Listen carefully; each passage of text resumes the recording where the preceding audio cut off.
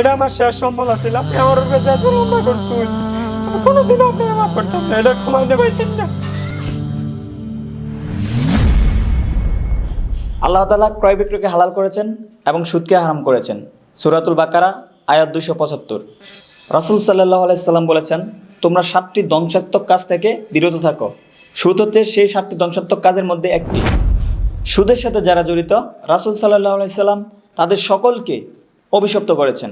তিরমিজি হাদিস নং 1206। সুদের টাকায় কোনো বরকত নেই। যে সুদ খাইলো সে আল্লাহ ও রাসূলের বিরুদ্ধে সরাসরি যুদ্ধ ঘোষণা করলো। আস্তাগফিরুল্লাহ। সূরা বাকারা আয়াত 278 থেকে 279। আমাদের সমাজে দেখবেন কিছু লোক রয়েছে, তারা সুদের বিরুদ্ধে কথা শুনলেই তাদের শরীরে জ্বালা পড়া শুরু হয়ে যায়। হুজুর আইনে বক্তব্যটা কই শুনবার পামু? এটা মাহফিলে পাবে। মাহফিল কি? মাহফিল হচ্ছে একটা ইসলামিক ভিডিও স্ট্রিমিং অ্যাপ। এখানে তো